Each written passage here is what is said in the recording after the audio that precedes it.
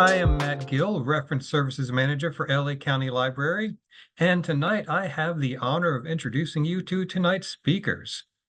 Leading our conversation is our County Librarian, Skye Patrick. Skye Patrick was appointed to her role in 2016. She is responsible for the library's 86 libraries, 15 vehicle mobile fleet, and resources that are used by more than 3.4 million customers across LA County. From the beginning of her tenure, Patrick prioritized community engagement through visioning sessions, inviting the public to share their ideas for local libraries. Her mission has been to break down barriers and expand access by developing programs that meet the needs of LA County's diverse communities. Under Skye's leadership, LA County Library received the 2023 National Medal for Museum and Library Service, the nation's highest honor given to museums and libraries. She is also the recipient of the 2025 James Irvine Leadership Award, which recognizes leaders whose innovative solutions to critical state challenges improve people's lives, create opportunity, and contribute to a better California. Patrick remains dedicated to reinforcing the library's role as a hub for information, literacy, civic engagement, learning, and belonging. Tonight, Skye will be interviewing author Ruby Warrington. Ruby Warrington is the author of Sober Curious and is the host of the million-download podcast of the same title, work that has spearheaded a global movement to reevaluate our relationship to alcohol. Her other books include Material Girl Mystical World, The Numinous Astro Deck, and The Sober Curious Reset. With 25 years' experience as a lifestyle journalist and editor, she is fascinated by how our individual life choices both influence and are shaped by emerging cultural movements, a perspective that she brings to her work as a manuscript coach and publishing consultant. Her new book, Women Without Kids, is out now. Now, Skye, we will turn it over to you. Thank you, Matt. You have a great radio voice. Welcome. Hi, thanks, Skye. Thanks for having me. Very nice to virtually meet you. I trust that you're likely not in Los Angeles, given the accent. Well, I'm from the UK, but I'm based in Brooklyn. I've been here for about 13 years now, so this definitely feels like home. Got you. Okay, we'll talk about Brooklyn in just a bit. Before we get started, it is customary for the County of Los Angeles to read the land acknowledgement. The County of Los Angeles recognizes that we occupy land originally and still inhabited and cared for by the Tongva, Taktaviam, Serrano, Quiche, and Chumash people. We honor and pay respects to their elders and descendants, past, present, and emerging, as they continue their stewardship of these lands and waters. We acknowledge that settler colonization resulted in land seizure, disease, subjugation, slavery, relocation, broken promises, genocide, and multi-generational trauma. This acknowledgement demonstrates our responsibility and commitment to truth, healing, reconciliation, and elevating the stories, culture, and community of the original inhabitants of Los Angeles County. We are grateful to have the opportunity to live and work on these ancestral lands. We are dedicated to growing and sustaining relationships with Native peoples and local tribal governments, including, and in no particular order, the Fernandino Taktavian Band of Mission Indians, Gabrielino Tongva Indians of California Tribal Council, Gabrielino Tongva San Gabriel Band of Mission Indians, Gabrielino Band of Mission Indians, Quiche Nation, San Manuel Band of Mission Indians, and the San Fernando Band of Mission Indians.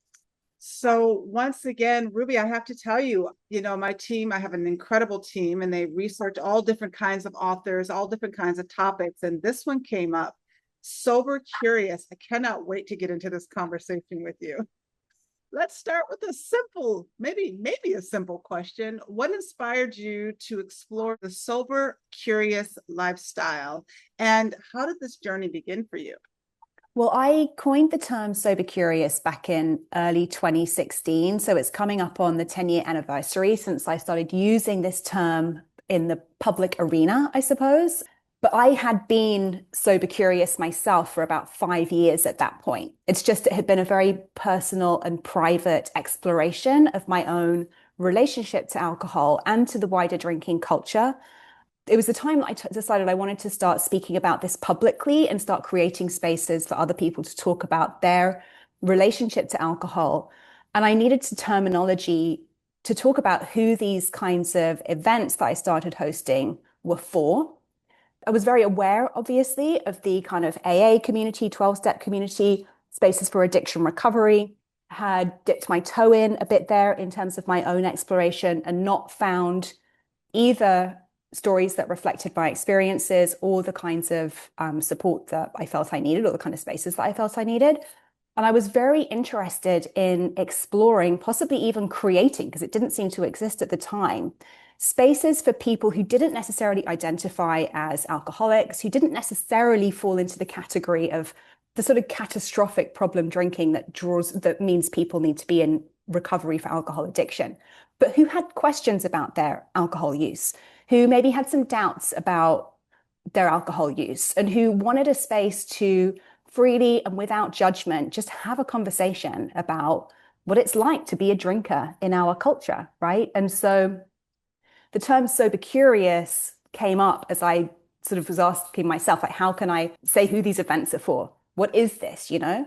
And ultimately, you know, being sober curious really is just exactly what it says on the tin. It's like being curious about what it would be like to live a sober life, or even just a more sober life, and allowing yourself and giving yourself permission and space, again, without judgment, to ask as many questions as you need to kind of figure out what might be a healthy relationship with alcohol for you.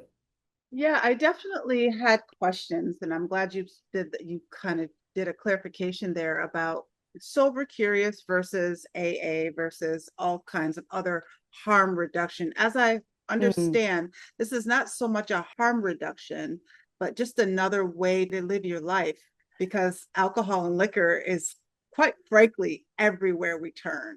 It's everywhere. Our culture is absolutely saturated in alcohol. We also have a drinking culture that actually normalizes very heavy drinking and often normalizes kind of quite problematic drinking. And it's only when the problems get so bad that a person literally can't function or is having very severe negative consequences as a result of their drinking that they are then told, well, you must be in addiction recovery, you must go to rehab, etc. When I first started questioning my drinking didn't look like that. It looked like everybody else's drinking, right?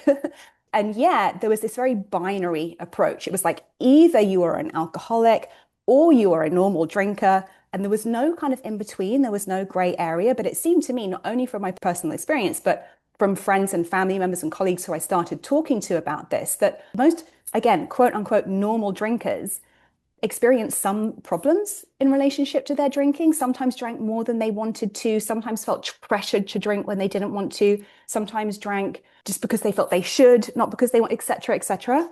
Everybody had experienced pretty debilitating hangovers at some point or other very negative side effects. And yet these weren't ever considered a reason to stop, because why would anybody stop? Because drinking is just what we do, right?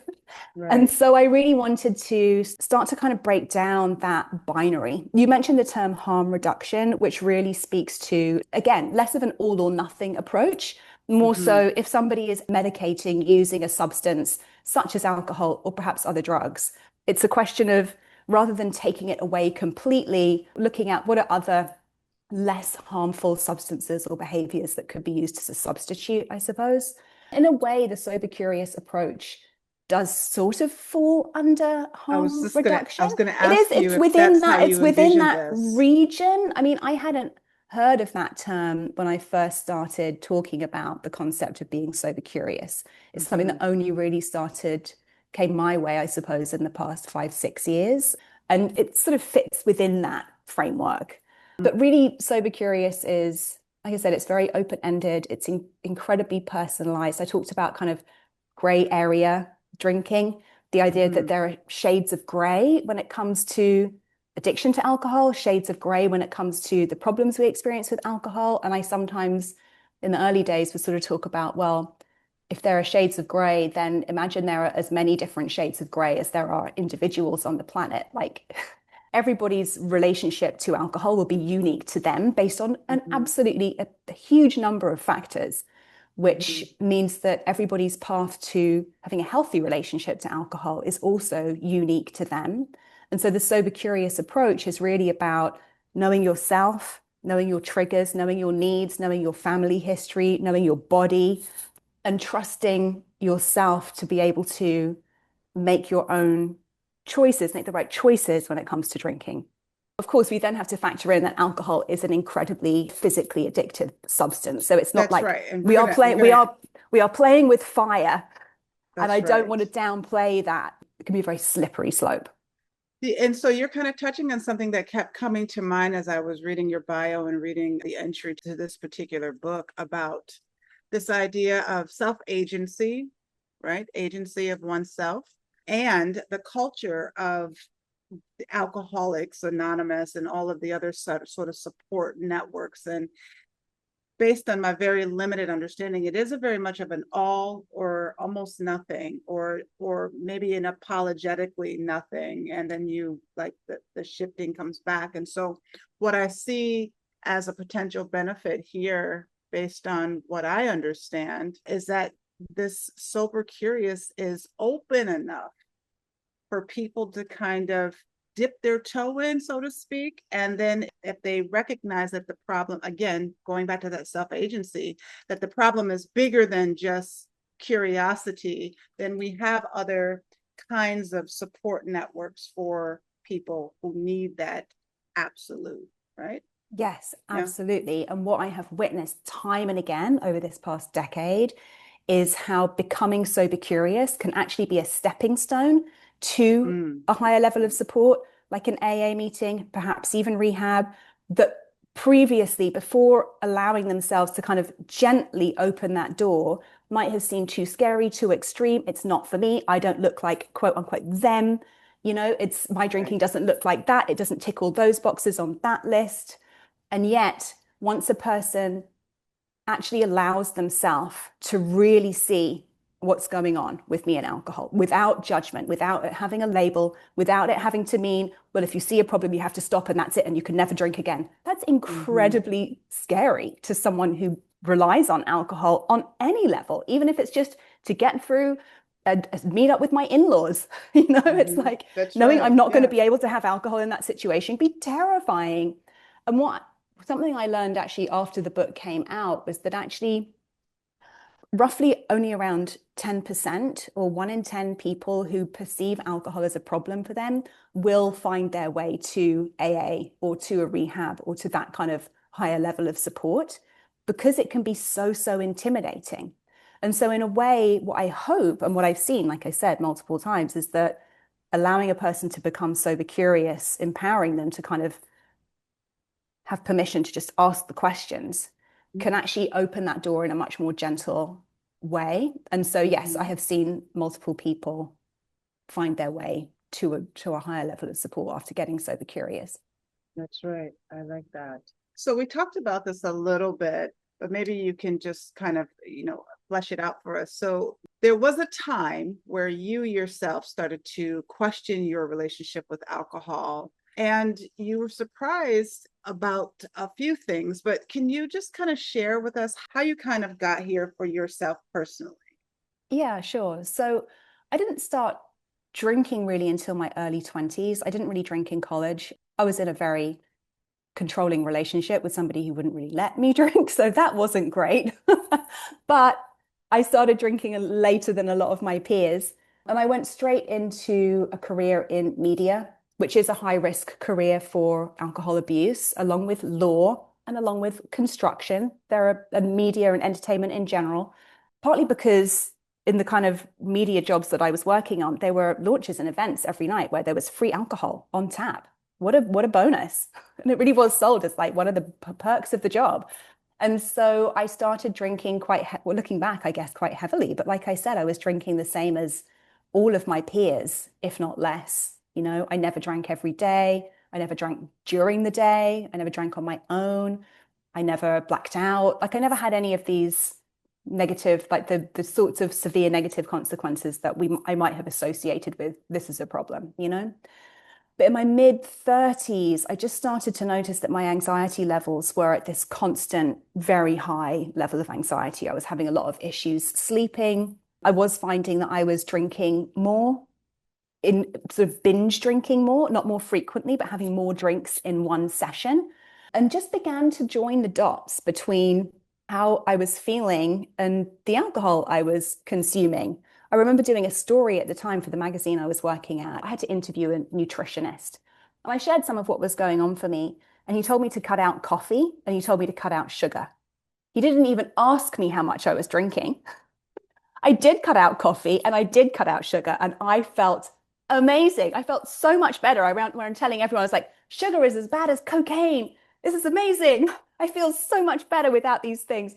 Continuing to drink quite heavily. And I suppose, if anything, sort of, I guess, cleaning up, I don't really love that language, but like getting more conscious about the impact of what I was consuming on not just my physical well-being, but my mental and emotional well-being also, began to shine a light on just how terrible I felt after I drank, and how long that horrible hangover feeling would last, and how the residue just seemed to stay with me for days.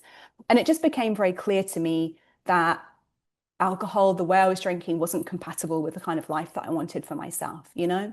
I think this is a great distinction. First of all, what I read, and correct me if I'm wrong, that when you say you drank heavily, it was a couple to 3 times a week, which generally speaking, that is acceptable drinking, Oh, at yeah. least here in the States, right? Like, you know, you go out 2 or 3, maybe 4 times a week, that's fine. But so that's this, I want to just make sure I acknowledge that it didn't, you know, from a cultural perspective, it wasn't heavy, but when you took a break, you really started to see that, in fact, it was very heavy. Right? Looking back, I mean, I actually recently, I've done a revised edition of the Sober Curious manuscript, which I hope will roll out next year with the next print run. Okay.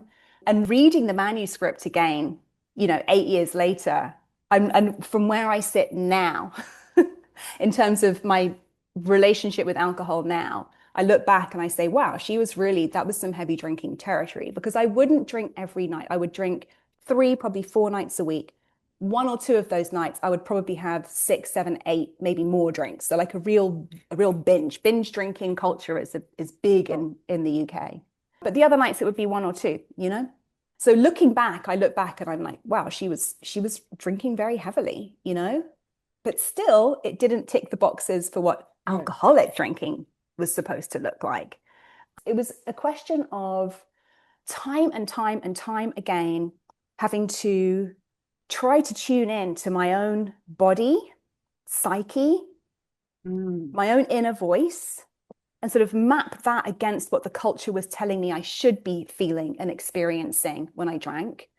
And noticing time and time and time and time again the discrepancies there, and continuing to trust myself, my body, and make a different choice. Now, that was by no means a kind of like flick a switch, one and done experience. It took many years.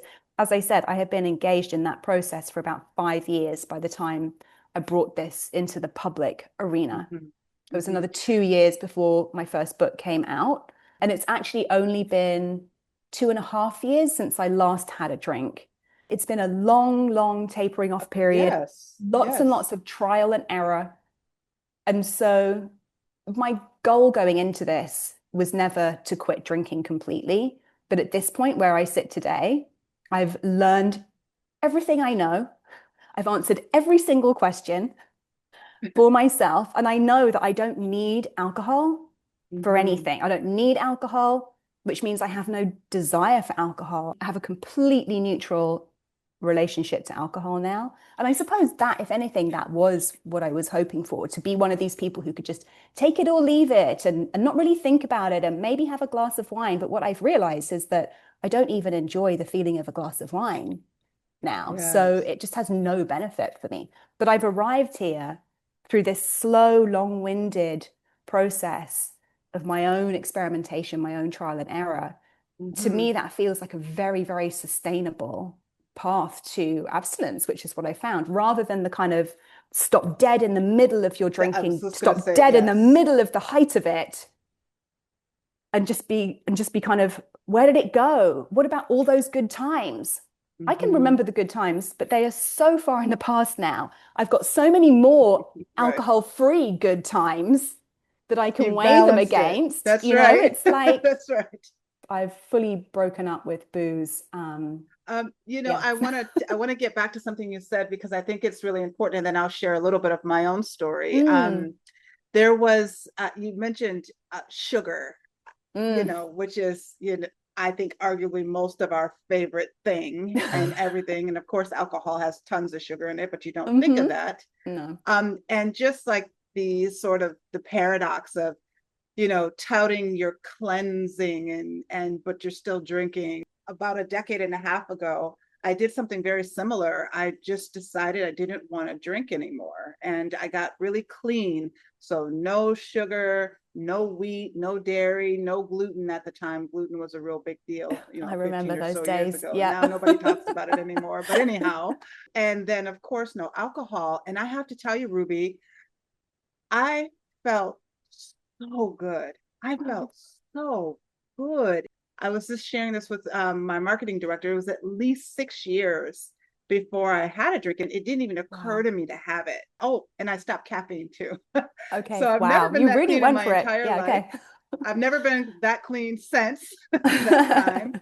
But I just want to share that I know that feeling of just like your eyes are kind of wide open when you don't have all of these other barriers, because you don't know that they're barriers at the time. Yeah. And since then, of course, I'd certainly have drinks here and there, but I definitely feel the difference. And the other thing I was going to share as just a way of having a conversation about this is I don't know one person who can admit with their chest, as the young people say it with your chest, that hangover the next day is awesome. It's not. It is the worst. It's the worst. And it lasts for hours and sometimes days. It's the worst. This is the worst. So Yeah. then from just a pragmatic point of view, why would you do that to yourself? You find yourself asking. So, Well, why would you do that? Because up until a certain point, it feels like the night before is worth the morning after for whatever reason. And sometimes it's like, well, why is that?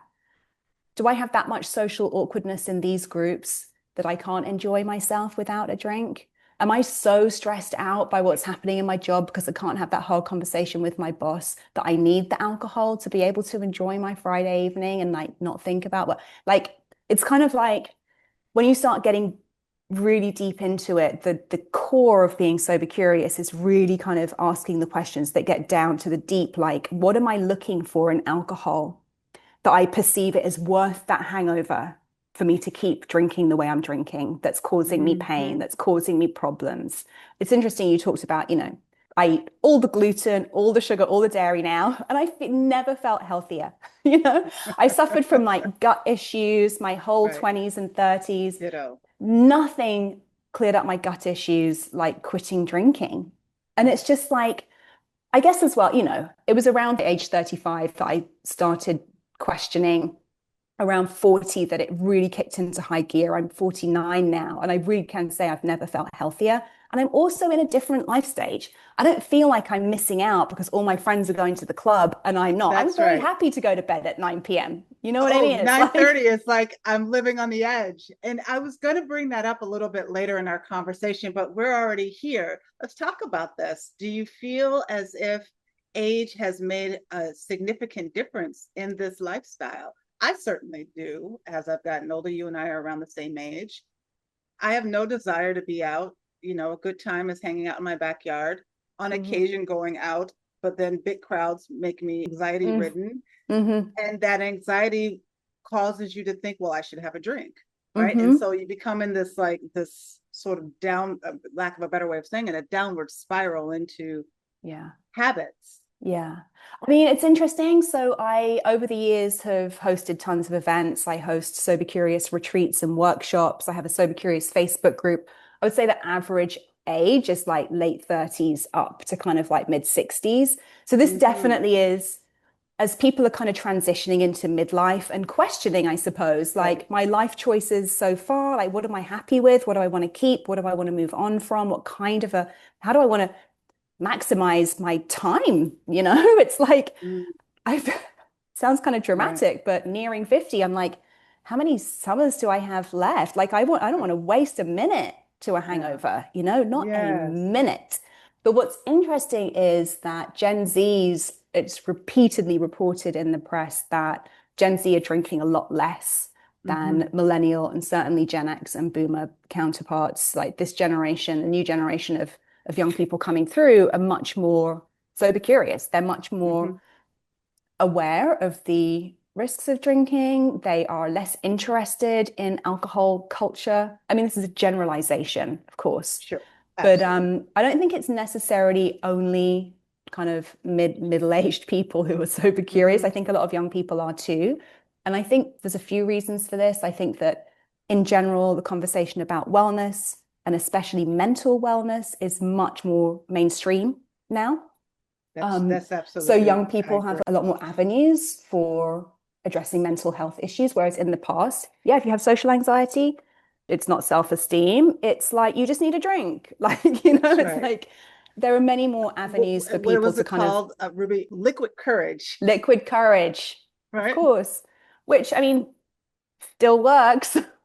No, it in it the works. It works, but it has the negative side effects, and I think that people are a more well versed in the negatives, and also just have Mhm. other options. Like, I mean, the term Cali sober. I don't know if people are familiar with this. Oh, say more. Is that California? California sober. Oh, okay. This is people who smoke marijuana instead of drinking. Oh, So is that what they call I'm themselves? sober We from know those folks. alcohol, Yes. but I'll still smoke weed. That has become a kind of a term. And I think that the fact that marijuana is legal more and more places now, offering people an alternative substance to medicate with in some ways is one of the reasons young people are drinking less. I think age plays a factor, but really it's about being aware of what feels good and Mhm. feeling like you have, as we kind of started this conversation, feeling like you actually have the agency to make choices for yourself and for your That's body right. and for your mental health that serve you, Mhm. you know?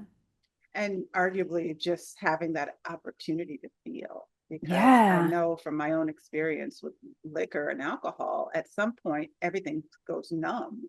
Yeah. And that's kind of where I think a lot of us tried to get with alcohol, but Oh, you yeah. don't have that. You have all of these feelings, you have Yeah. all of this stuff that can be terrifying to have to deal with. But once you get on the other side of that, it's like Yeah. the lights come on in some ways, or at least that's been my experience. Yeah. Ruby, I'm Yeah. so intrigued with this conversation. I got to get back on script. Let me get back Okay. here because you and I can clearly go off Okay. and talk about a whole other, tons of other things. Let's move over to this one. So, how do you see the sober curious movement changing the way that we talk about drinking socially or in the social context? And especially with more and more substances becoming mainstream. Now, you talked about marijuana, and I do think that there's some value to have a sidebar on that one. But Mm. let's talk about the sober curious movement and how it relates to social drinking. One of my goals, although I didn't necessarily have it defined that way, like I said, this is a very personally driven. I just had so many of my own questions, and I needed a forum to speak freely and openly about what was going on with our relationship with alcohol, I mean, like collectively, societally. But actually, I think one of the goals has always been to make it okay, right? To make it okay not to drink, to make it okay to question whether you want to drink, to not feel like if you're not drinking, you can't join in, that people are going to make sort of certain judgments about you, just to normalize the choice not to drink for whatever Right. reason, that has been, I suppose, the big picture goal. And I sort of feel like we're edging towards that a little bit from what I can see. Of Mm-hmm. course, absolutely, we still live in a very dominant drinking culture where the norm is to drink and to often drink to That's right. excess. But I do think slowly, attitudes are changing and it's becoming more normal. So one kind of practical example of this, when I first started getting sober curious in England in like, I don't know, 2010, 2011, there was one brand of alcohol-free beer called Caliber. And you didn't get it in many pubs, but you could get it in the supermarket. So if I Uh-huh. was going to someone's house, I could take my Caliber and I could have an alcohol-free beer and no one would really notice that I wasn't drinking. And I wouldn't really notice that I wasn't drinking. And it was such a good prop. It was just really helpful in those early days to have something to just kind of make me feel a bit more normal for not drinking. Now, in a city like New York, and I suspect it's the same somewhere like LA, you can go into most restaurants and they have some alcohol-free options. Some places even have a whole spirit-free menu, elixir, some kind of elixir. Like it's there on menus now. That's Restaurateurs right. wouldn't be doing that if there wasn't customer demand. That's Those right, because it's products, about money. Yes. those products, this alcohol-free adult beverage industry has exploded in the past decade. It's now worth billions of dollars. It's one of the fastest growing industries in the country. That tells me that a hell of a lot of people are sober curious and they are asking their local bar, they're asking their local restaurant, hey, could we get some Heineken Zeros on the menu, or could we get whatever it is? Do you do alcohol-free cocktails? And so that tells me that people are starting to make the choice not to drink and to make it proudly and to not feel that they have to hide it, which to me is very encouraging. No, absolutely. You just gave me an idea for your next book, liquor-free elixirs, called Beyond the Shirley Temple, right? I love it. So, yes. Right. We'll collaborate here. No, I'm just kidding. But seriously, like there's like at one point in time, even like 15 years ago, at that point, I lived in Brooklyn. Right. And have the choice of a Shirley Temple or a Sprite. Right. Or, when I wanted to get fancy, I would get a Pellegrino water, right? And put it in a rock glass so that I wouldn't, draw attention to myself. Because there is, or at least at that time, Ruby, there was that sort of social pressure. I use a question mark there, where people would kind of side eye, and then they would try to have a level of awareness and say, oh, are you sober? Yeah. Like sober almost in a negative way. Or, at that time, you weren't choosing to just not drink. You had to be sober, the royal sober, AA sober. And so I do see this sort of evolution and these options at every restaurant that I attend. I can get some really fancy, like high-end, very expensive, sometimes very expensive mocktail. Yep. And that is definitely not the same countrywide. Right? It's still I think it's very coastal. Yeah. Exactly. Currently. But I think that's changing. I do see it rolling out. Like the fact that, there are alcohol-free beer brands that outsell regular beer in Whole Foods now. It's like there's just I didn't know that. Yes, this movement is really moving out. And to go back to what you said about the stigma, not only the stigma of like, oh, you're not drinking, are you in AA? The stigma of being in AA. And I think actually this conversation is helping to make AA and being in recovery or claiming sober and alcoholic less of a shameful identity and more like, that could be any one of us. Any one of us normal drinkers gets a DUI and suddenly we're one of them, It's Absolutely. like the line is not so clearly drawn. There are many people who've been in my Sober Curious workshops who've been through periods in their life when they've drunk very heavily and had very negative consequences and come out of those periods and just drink occasionally now. I think that binary continues to be broken down, and the stigma around being a non-drinker, like I said, whatever the reason, whether it's just a lifestyle choice or whether it's something that you've kind of been forced in a way to confront and grapple with. And also the acknowledgement, I think, that if somebody has had very serious problems with alcohol abuse, it's not a personal failing. There's nothing defective about them. This is a person who's probably experienced some pretty hard stuff and has been finding ways to get through and make it work, and those ways were not the most healthful or helpful because that's all they had available. And there's no shame in that, The AA and NA contingent, Narcotics Anonymous. And I will say, I will qualify to some degree what you're saying with the LGBTQ community has accepted the AA culture, NA culture, abstinence, and even harm reduction wholeheartedly. So you can be within this community of people who have had, for a number of reasons, really hard ways to go in life, and the self-medicating, like that just becomes part of the culture. But so many people are in recovery of some variation or another in the LGBTQ community, that you can have this sort of open conversation, and with pride they say I'm sober. And it's never, or at least in my experience, it's never been a judgment. It's just, oh, okay, this person is sober, so let's make sure we have other options available, because hey, we like this person. Exactly, we want to include them. That's right. We want you to be a part of this conversation. Exactly. I mean, I definitely have many LGBTQ friends who have just spoken about the level of shame that can come with that identity, that orientation for some people in certain families and certain communities, and how alcohol and heavy alcohol use actually felt like the only way to express themselves, the only way to mask that shame and show up as their actual selves, you know? That's right. And that's exactly what I was alluding to. And thank you for putting a pin on that. And so that kind of segues to my next question, just talking about this, navigating the social situations, not drinking alcohol, and like the expectation of drinking alcohol. What's your thoughts around having people try to navigate that, at least in the beginning, where it's still kind of, I call it prickly? It can be really, really prickly. I talk about a couple of things in my books. FOMA, fear of missing alcohol. Very, very real. Yes. Very real.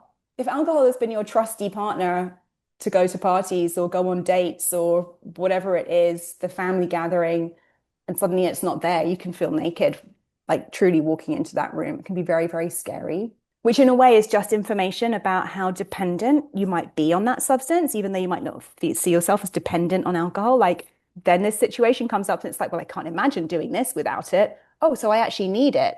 Oh, so I actually am reliant on it. What does that mean? Is there something for me to look at there? I also talk about the importance of facing your sober firsts and actually confronting them. The temptation can be, when you decide to do, say, a sober curious stint, I'm not going to drink for 3 months or whatever, or a month or whatever, just to not go out. Just to kind of like, I'm just going to meditate and go to yoga and that's a real thing, catch up on my reading, and I'll just like get through the month. And like I've been invited out, but maybe this month home. I won't go. Exactly.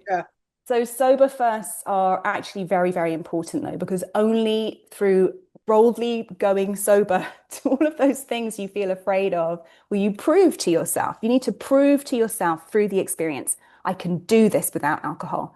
I can do this. I can show up. I can be in that room with that people. It might be so prickly that I need to leave after half an hour. That tells me I don't like hanging out with those people. I don't like that kind of event. Like you said, I don't like big gatherings. I don't like big gatherings. And yet, my husband's like club promoter when I met him. And like, I just like, so much of my life was big gatherings out. Indeed. And these big industry events that I used to go to every night of the week, where part of my job was to go up to celebrities and try and interview celebrities at events. Like terrifying. It's so not who I am. I'm a book person. That's why I'm here. That's probably why we get on. We're book people, right? Like, I'm not a big party talking to lots of people. I love deep conversations one-on-one. And I've learned through my sober firsts that the way I like to socialize is one-on-one or in a small group where it can be one conversation. And that's it. And that's how I socialize now. I don't make myself go and do those things that I used to do with alcohol. Because I don't enjoy them without alcohol. And that's not, again, that's not a problem with me. That's just not for me. No, you said something really important that I want to make sure we circle back here. You said something to the effect of, when you realize that it's time to go, that you're uncomfortable and you're sober first, it's not you, it's that those people aren't for you, right? Yeah. So if you're not comfortable, it's not a demerit towards you or on your being, it's that this is not your comfort zone. Exactly. Folks. And so you can take that and excuse yourself and go get back to your book or whatever it is, your cat or whatever your favorite thing is. Yeah. Yeah. And it might be like, these people are fine, but not in this configuration. Right. I'll see you one-on-one. I'll see you one at a time. Thanks. And that's how I like to communicate. And that's how I like to socialize, That's Otherwise, for me, I'm just a very sensitive, very empathetic person. I get incredibly overwhelmed with other people's energy when I'm in a room full of people. And so alcohol was a way for me to numb that down and not feel what everybody else in the room was feeling, you know? That's right. You have So your past tendencies, it sounds like. absolutely. But the other point is as well, having these alcohol-free options, and to people who are, just to throw it out there, hosting. And again, and this is something that's come up in the context of drinking at work and work events as well. A lot of time people feel a lot of pressure if there's a work social event, feeling like the only non-drinker, you know?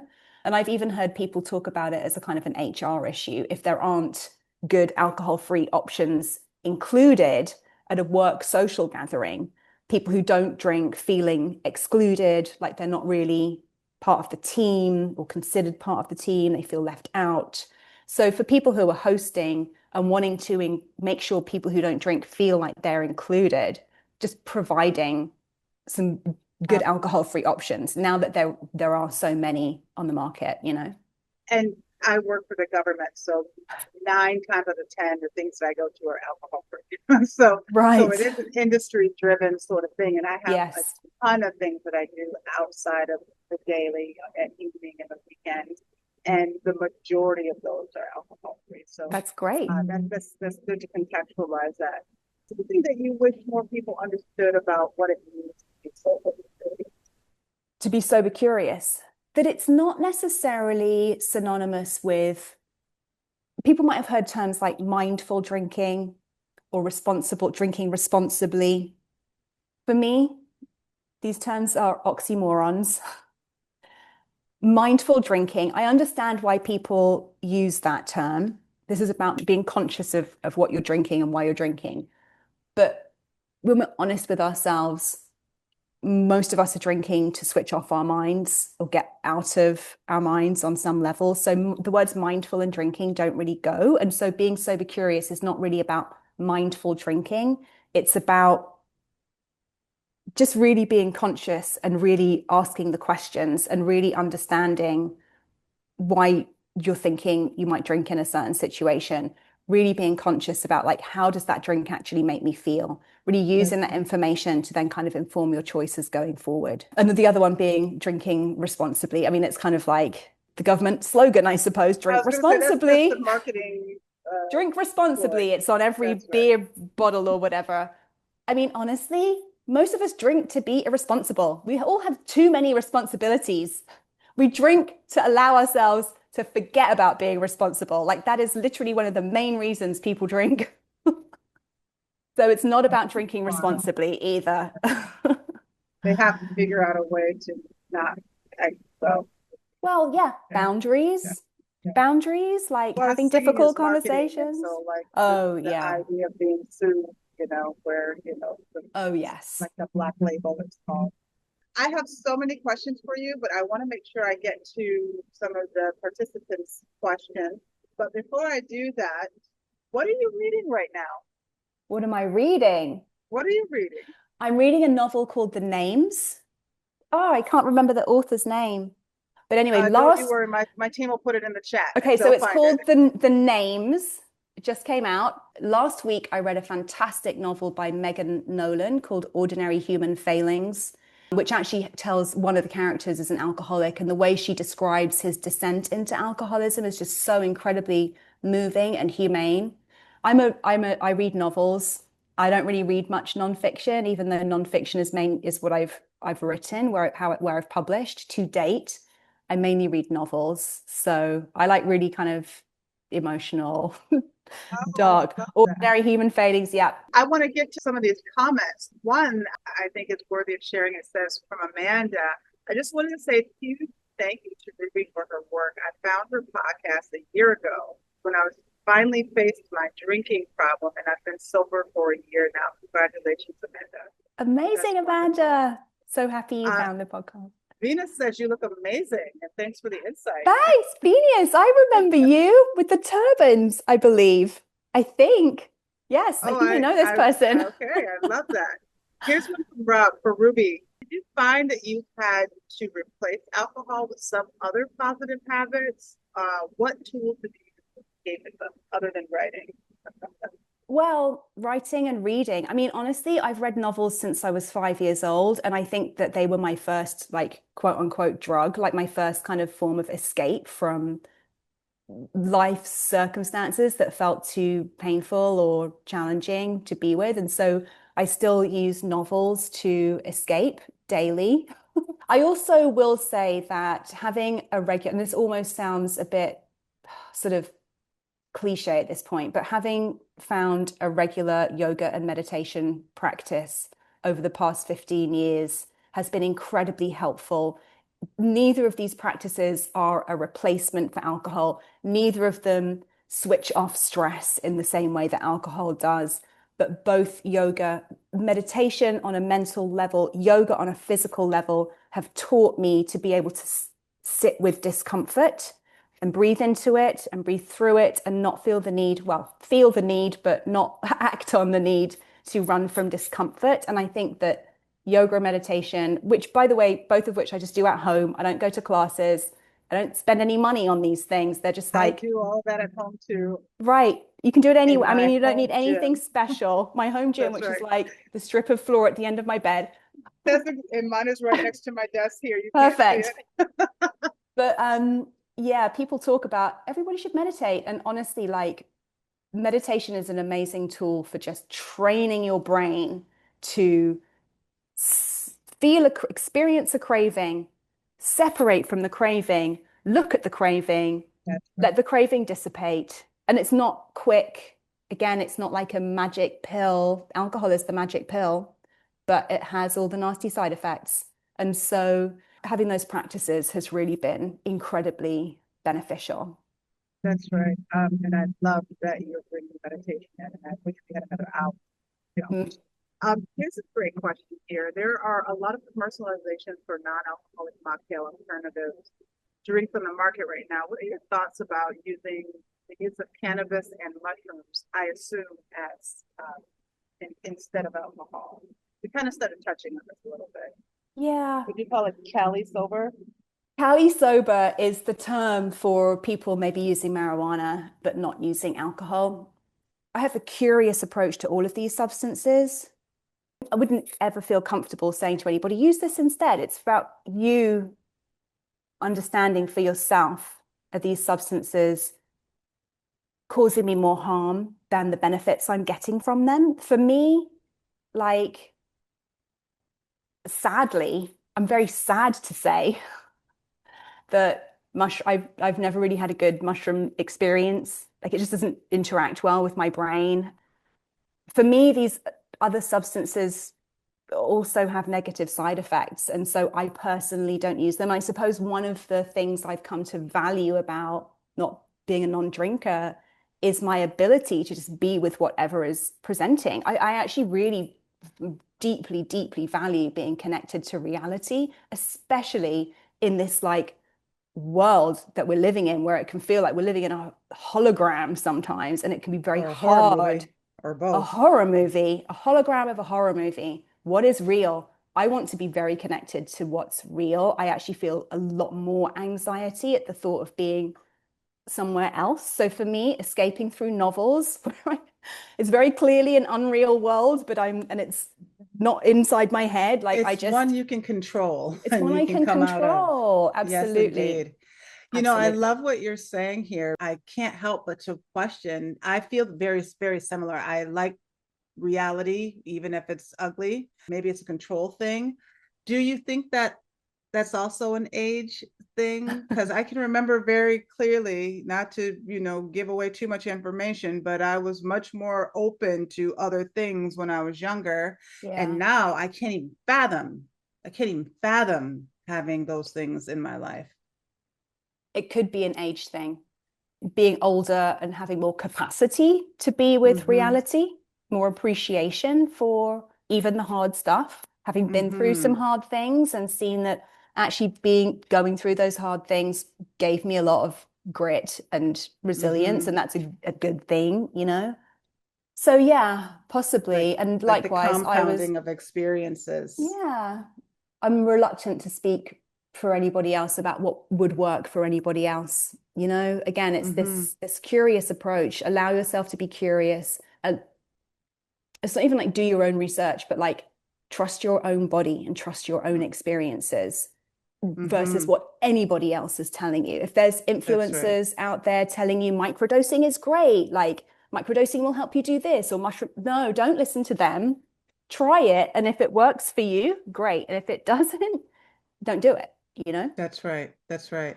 Here's another question. I find myself having 3 to 4 glasses of wine a night. It affects my weight and sleep. I'm trying naltrexone, I think is how you might pronounce that. I've never heard that word before, to see if I can cut back. Is this a good tactic? This person goes on to say, I enjoy having a glass of wine while I'm making dinner, and then I end up having 3 or 4 more. And I think you talked about that. And so for this person, making dinner is their trigger. Any thoughts to that?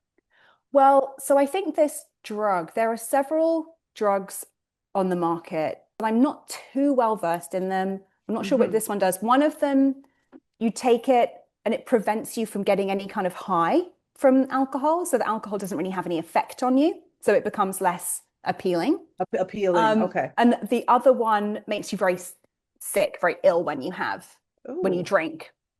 So they're kind of drugs that kind of are designed to make the drinking experience bad, basically. And so absolutely, I've seen people using them and trying them. If it's the one that kind of like diminishes or cancels out the effect of alcohol, what I would suggest is maybe there are a few really good high-class de-alcoholized wines on the market now. So maybe try switching out your regular Cab Sav, whatever it is, for the de-alcoholized version. And I'm emphasizing de-alcoholized because I think for many years it was like the supermarket wines you could buy that were like alcohol-free or whatever, just really sweet, syrupy. But these de-alcoholized wines, they use a similar process to the decaf coffee. So they have lots of lots of the complexity of wine and actually do taste quite good and can have that kind of placebo effect, like I was talking about, I used to have with the alcohol-free beer. So you could potentially try replacing the wine with one of the de-alcoholized wine. I would see that as maybe a better substitute than using a medication, because all medications tend to come with some side effects. And then are you dependent on that medication instead of the wine? And I don't know. Again, this is my sort of a personal opinion, something to speak to your doctor about as well, if there's a medication involved. When you think about making dinner is my trigger, what is it about making dinner that is a trigger? Is it because it actually coincides with the end of a stressful work day? Is it because it's the only time of day that you actually get to yourself?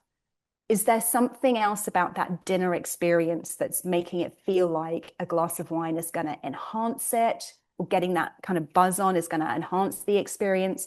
If it's really about the flavor of the wine, then potentially trying this alcohol-free wine could be a good idea.